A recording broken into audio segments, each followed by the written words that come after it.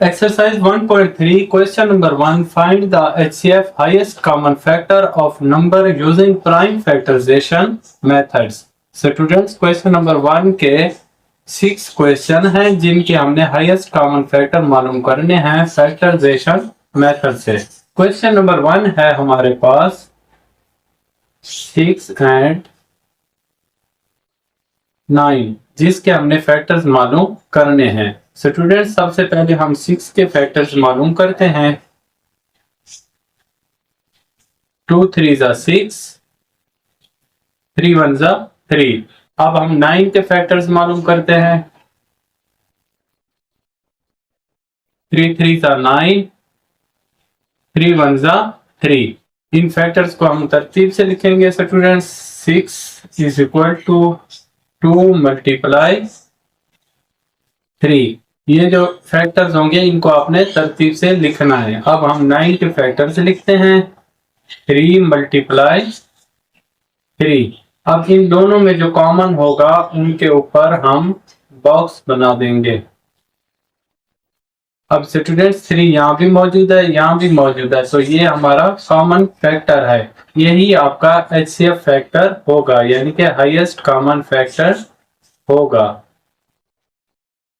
Highest common factor है हमारे पास 3। ये आपके क्वेश्चन नंबर 1 का आंसर है। क्वेश्चन नंबर 2 है हमारे पास 25 and 45 जिसके हमने हाईएस्ट कॉमन फैक्टर मालूम करने हैं। सबसे पहले 25 के फैक्टर्स मालूम करते हैं। 5 5 ज़ा 25 स्टूडेंट्स, 5 1 ज़ा 5। अब 45 के फैक्टर्स मालूम करते हैं।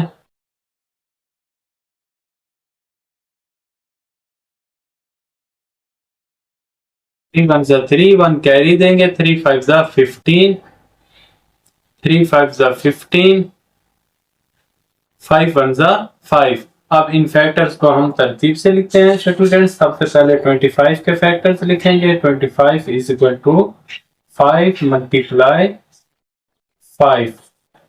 45 के फैक्टर्स लिखेंगे। 3 मल्टीप्लाई 3 मल्टीप्लाई 5। अब यहाँ पे स्टूडेंट्स 5 यहाँ भी मौजूद है, यहाँ भी मौजूद है, कोई और ऐसा नंबर नहीं है जो दोनों में मौजूद हो, तो ये हमारा क्या होगा, हाईएस्ट कॉमन फैक्टर 5 होगा। इधर हम एचसीएफ लिखेंगे स्टूडेंट्स।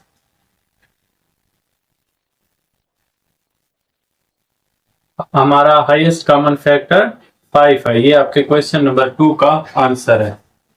अब हम सॉल्व करते हैं क्वेश्चन नंबर 3 को। क्वेश्चन नंबर 3 है हमारे पास 18 and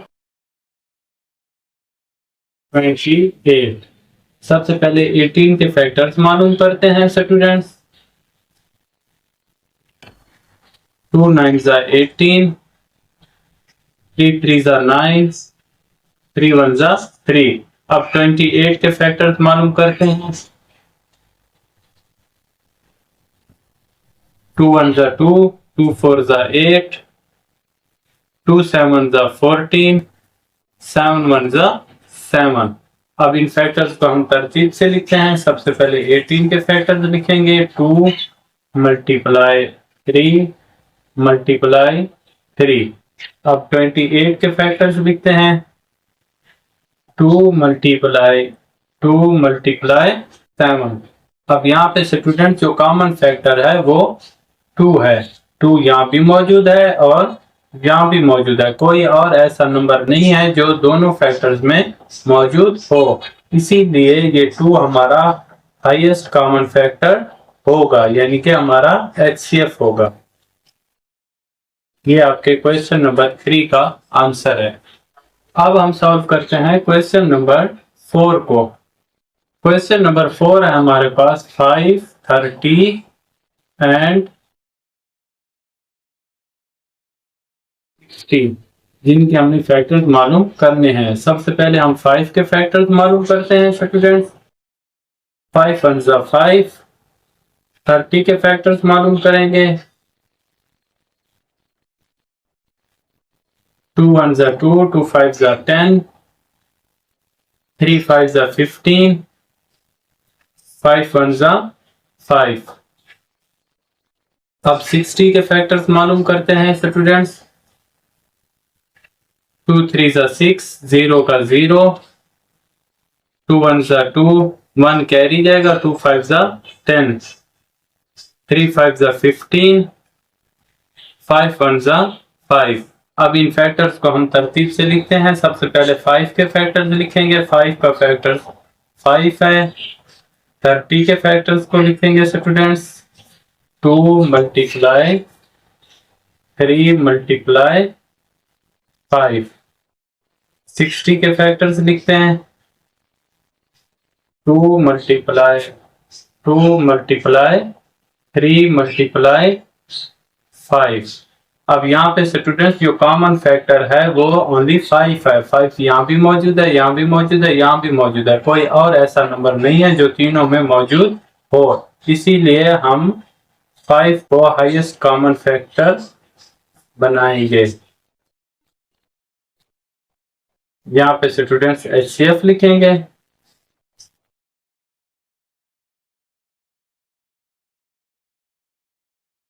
हाईएस्ट कॉमन फैक्टर है। ये आपके क्वेश्चन नंबर 4 का आंसर है। सॉल्व करते हैं क्वेश्चन नंबर 5 को। क्वेश्चन नंबर 5 है हमारे पास 14, 28 एंड 112, जिसके हमने फैक्टर्स मालूम करने हैं। सबसे पहले स्टूडेंट्स 14 के फैक्टर्स मालूम करते हैं। 2 7 जा 14, 7 1 जा 7। अब 28 के फैक्टर्स मालूम करते हैं। 2 1 जा 2, 2 4 जा 8, 2 7 जा 14, 7 1 जा 7। अब 112 के फैक्टर्स मालूम करते हैं।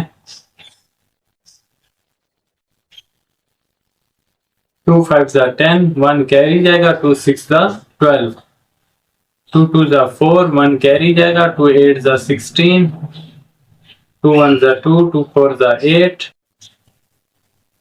2 7 जा 14, 7 1 जा 7। सबसे पहले 2 मल्टीप्लाई 7, 28 के फैक्टर्स लिखेंगे। 2 मल्टीप्लाई 2 मल्टीप्लाई 7, 112 के फैक्टर्स लिखेंगे students. 2 multiply 2 multiply 2 multiply 2 multiply 7। अब यहाँ पे स्टूडेंट्स जो कॉमन फैक्टर है वो हमारे पास है 7। 7 यहाँ भी मौजूद है, यहाँ भी मौजूद है, यहाँ भी मौजूद है। और दूसरा जो कॉमन फैक्टर है वो है 2। 2 यहाँ भी मौजूद है, यहाँ भी मौजूद है, यहाँ भी मौजूद है। अब स्टूडेंट्स इनको हम कॉमन फैक्टर बनाएंगे।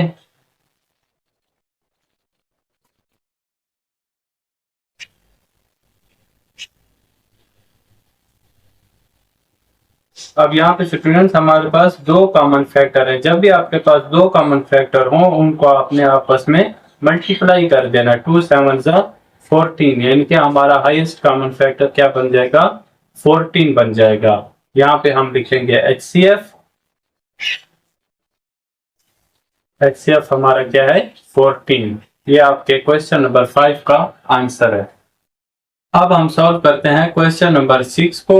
ये हमारा लास्ट क्वेश्चन है स्टूडेंट्स। क्वेश्चन नंबर 6 है 36, 54 एंड 108, जिसके हमने हाईएस्ट कॉमन फैक्टर मालूम करने हैं। सबसे पहले हम 36 के फैक्टर्स मालूम करते हैं।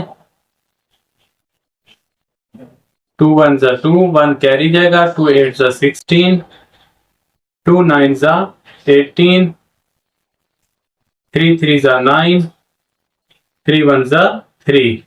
अब यहाँ पे स्टूडेंट्स 54 के फैक्टर्स लिखेंगे।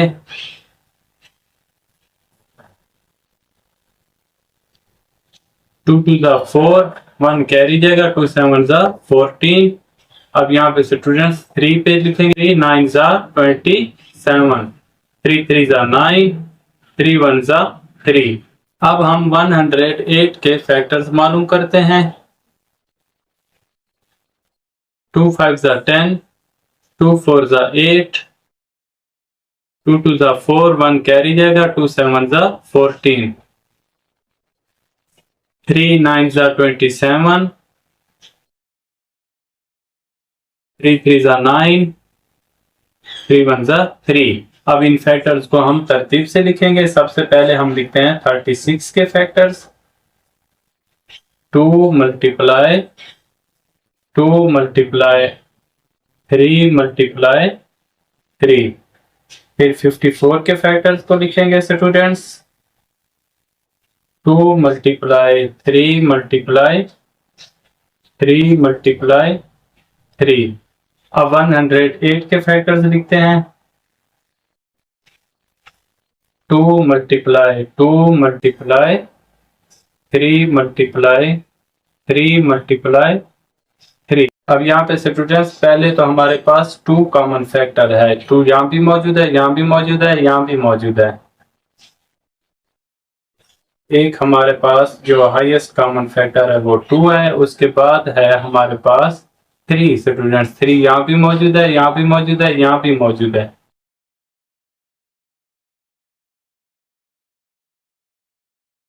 उसके बाद एक और 3 है। 3 यहाँ भी मौजूद है, यहाँ भी मौजूद है, यहाँ भी मौजूद है।